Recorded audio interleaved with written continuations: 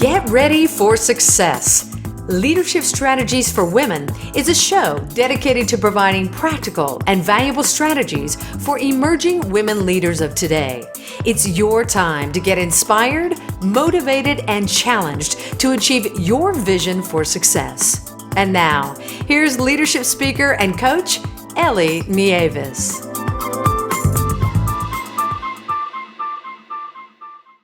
Hello, I'm Ellie Nieves, and welcome to the Leadership Strategies for Women podcast. I'm the founder and president of Leadership Strategies for Women, where I develop seminars and webinars to help high-achieving women to show up, speak up, and step up in their careers. To learn more, please visit my website at leadershipstrategiesforwomen.com, or you can follow the Leadership Strategies for Women page on Facebook. Gone are the days of the dictatorial manager. These days, we know that to get the best from your staff, to encourage connection, commitment, and personal and business growth, we need to lead with emotional intelligence, encouraging strengths rather than preying on weaknesses. And as leaders, we need to be self-aware, we need to lead by example, and we need to be the standard that we wish to see. Leading with emotional intelligence is a must for the modern business to thrive.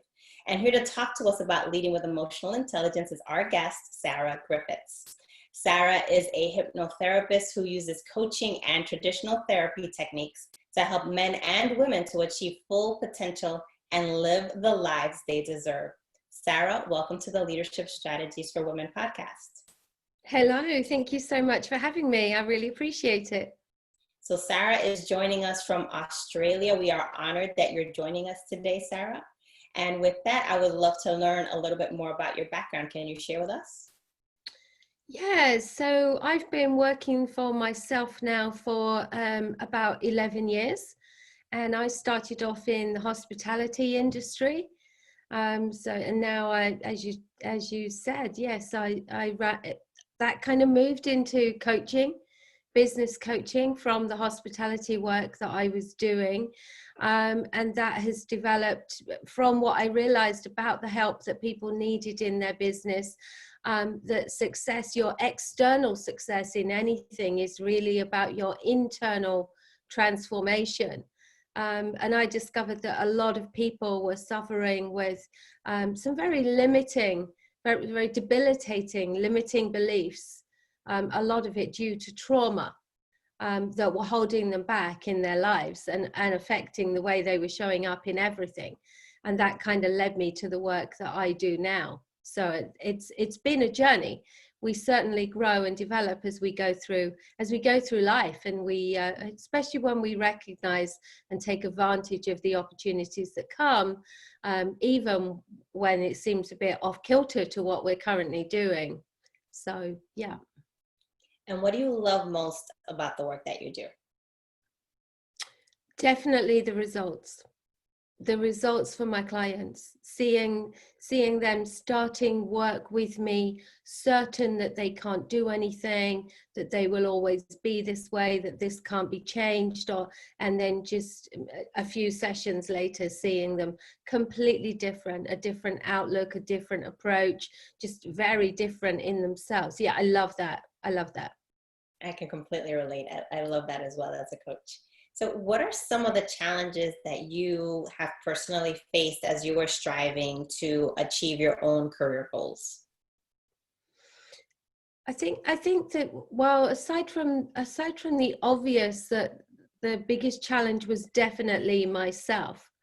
And it's so funny as we work through, isn't it? You know, when you start off on a kind of personal and professional development journey, and everyone says to you, oh yeah, but it's all you're in your own way.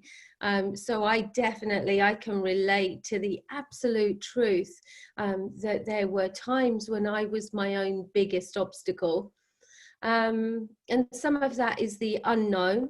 As I said, the beliefs that we carry, the patterns, the behaviors that are just habit, that are held in the subconscious, they are very, very problematic for everyone I meet, absolutely everyone. But that's the unknown. But what I was aware of very quickly, I think the biggest problem is other people. is people outside of you. And when you are trying to change and grow and to elevate yourself, it is very surprising the people around you that you would expect to support you, but how sabotaging and damaging they can be. And when you don't recognize that, I think it can be a real problem in holding you back when you listen to the wrong people and they give you the wrong advice because their motivations, maybe we don't stop and question that someone's motivation might not be in our best interests, and that the things they're saying are because of what is right for them rather than what is right for us. Yeah, definitely other people for sure. Definitely something to recognize is you're right. There might be someone else might be best invested in you not succeeding, or you not taking some sort of a risk in your own life because it might benefit them that you not take that risk, or it might hurt them if you do. But there are also individuals who sabotage you in an unwilling way. For example, they don't have a vision or a dream for themselves, so they might not be able to have a vision or a dream for yourself as well. Absolutely. And it's important to realize as well that that person is quite likely to be your spouse, your partner.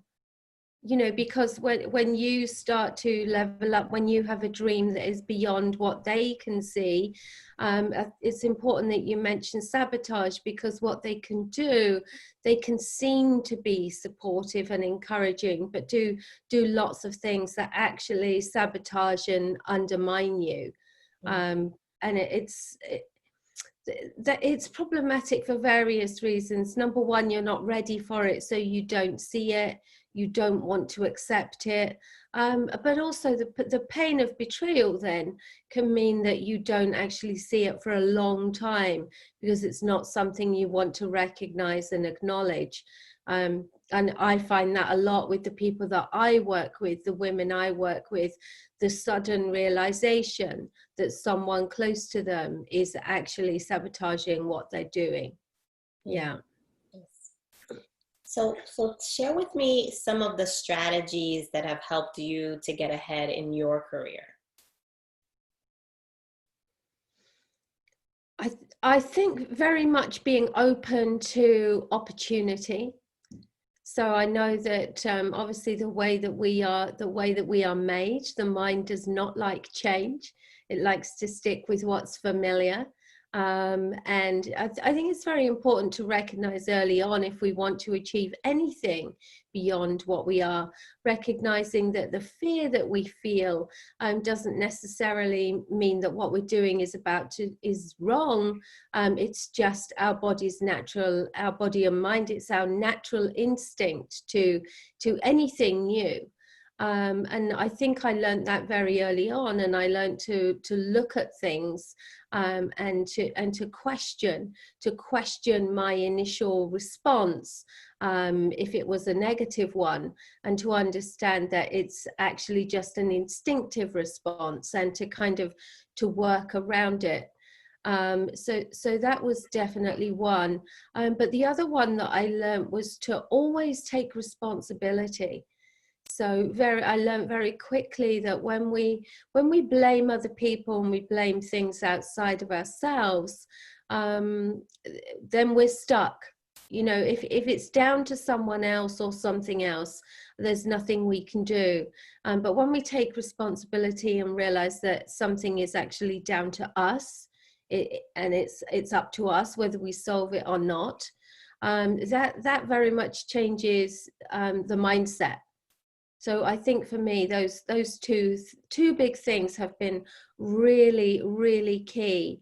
But yeah, so recognizing that the fear isn't real, and reasoning that out, but then also taking responsibility and not accepting things outside myself to be the reason I'm not doing something, but accepting that it's always me, and then exploring that further too.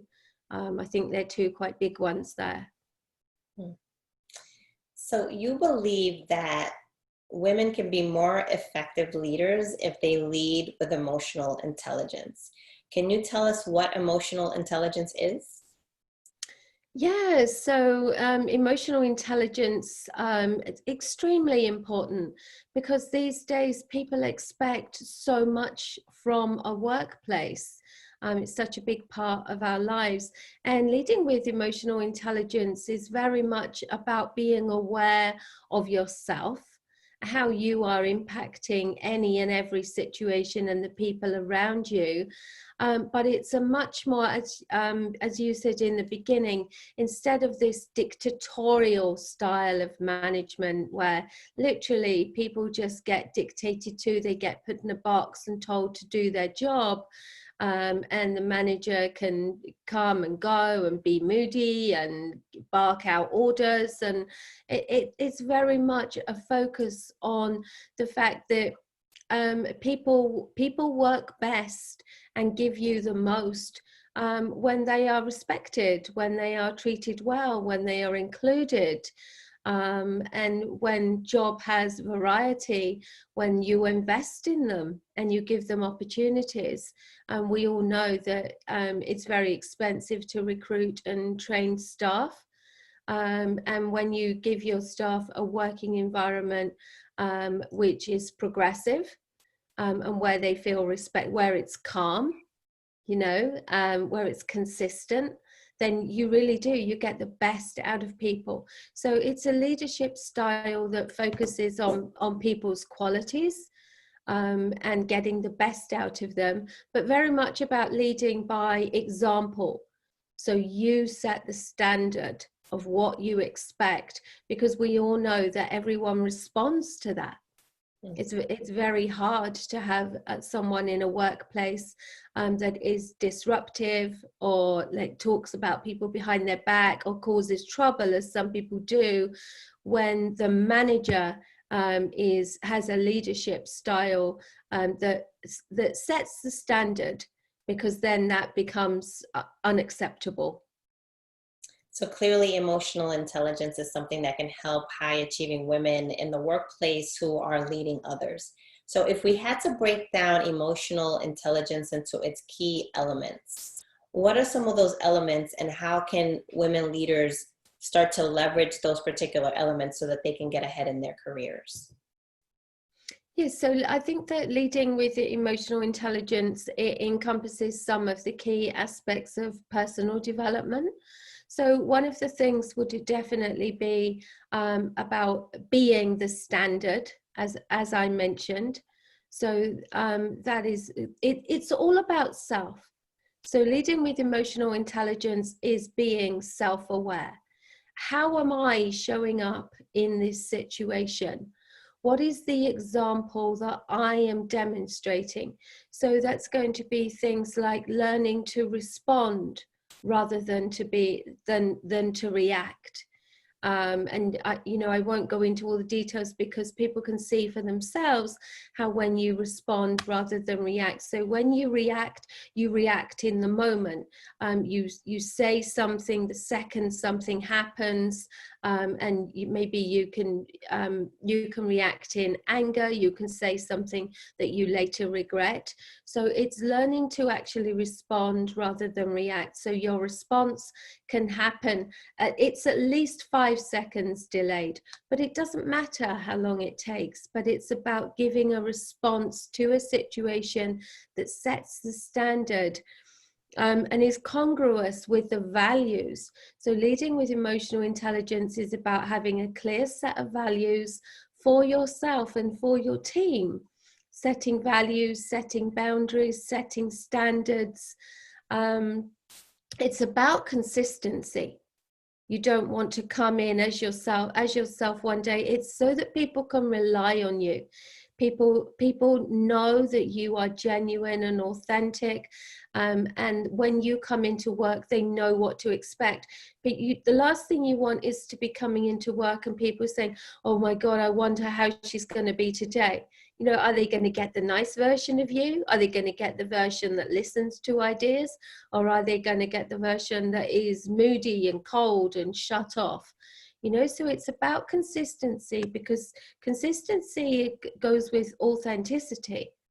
You can't be consistent all the time if you're not being authentic, because you can't keep it up. So it's about being authentic, which brings the consistency, which brings security. People feel safe. They feel safe to explore the workplace. They feel safe to explore their role in it. They feel safe to approach you. So it's about creating that safe and consistent environment where everyone knows what to expect. And you can imagine, when you have that as the platform, what it does for productivity, and also what it does for what people will bring to the job, what they can get out of the job. And it becomes much easier to work out what people's skills and weaknesses are as well, when you have that kind of, what do you call it, that platform that is consistent. It's great. I love that definition of emotional intelligence. And when you are consistent and when you bring that to the workplace every day, it allows you also to flex to others, because others come into the workplace with different thoughts, different emotions. But if you are the one consistent element there, it actually creates a welcoming environment, as you said. It's a place that people can actually know, where they know what to expect, they know how to engage with others. And as you said, it also feels like a safe space. It's great. So what are some of your personal goals and your personal aspirations? Yeah, so my business at the moment, I mainly work with, as I said, these debilitating, limiting beliefs, where people have experienced trauma in the past, and it really does hold people back, because childhood trauma seriously affects how a person develops, but their belief in themselves is severely diminished, and can lead to abusive relationships as well. And obviously that seriously affects someone's work, and what they're able to do in their own businesses. So they're the main people that I work with. All my work is online. I work with a global audience. I'm pretty much fully booked, though, with the work that I can do one-on-one. So I'm developing group work as well, so that I can help more people. But one of the things I'm really focusing on at the moment is the fact that the health system has to dramatically change its approach to help people with the emotional and the mental effects of trauma and abuse, because psychology and talk therapy can go so far, but it cannot undo those limiting beliefs. And we really need to now be embracing much more of these holistic approaches, not just hypnotherapy, because they are so valuable and they can do so much more than talk therapy. And yet, other than if people can afford to pay for them privately, they're being ignored by the government sector, who don't promote them, don't fund them. And yet I can have people who tell me they've been in therapy for 20, 30, 40 years for different things, and just a few sessions with me, and they literally don't know themselves. It's crazy that this is really just not being promoted to people in the way that it should be. So one of my missions at the moment is to try, it's such a big machine, but at least do something to try and get this this message heard by people that can make changes that drastically change people's lives. And it's not just here in Australia, this is worldwide. It doesn't matter who I speak to. The funding is going into the wrong things to help people. So many people's lives could be different if the funding was being used in another way. So I'm quite passionate about that as well. So Sarah, how can our listeners get in touch with you or follow your work? Yeah, okay. So I think the best way is probably my website, which I'm sure you'll put in the notes, but it's sallyg.com. So that's just the name Sally with the letter G, sallyg.com. And really on there, people will find all about me, the work that I do. Again, I have a podcast, a YouTube channel. It can all be accessed from there. One of the important things is before I work with anyone, I give them a free 30-minute session with me, just to check that we're compatible, but really that I'm going to get them the result that they want. I don't want to work with anyone that I think I won't get the result for. So that's really important. So I think if they go there, they can kind of progress from there, but that gives them pretty much everything they need. That's great. Sarah, thank you so much. You've given us a lot to think about when it comes to employing emotional intelligence in the workplace, but you also shared some valuable insights about childhood trauma and how it can be an impediment to us actually getting ahead in our careers. Thank you so much for being a guest. Oh, thank you so much. And yeah, I'm glad that was useful. Yeah, a lot of people don't realize that point. So yeah, thank you for coming back to that. Thank you. Thank you so much. And to all of our listeners, thank you so much for tuning in. Until next time, God bless.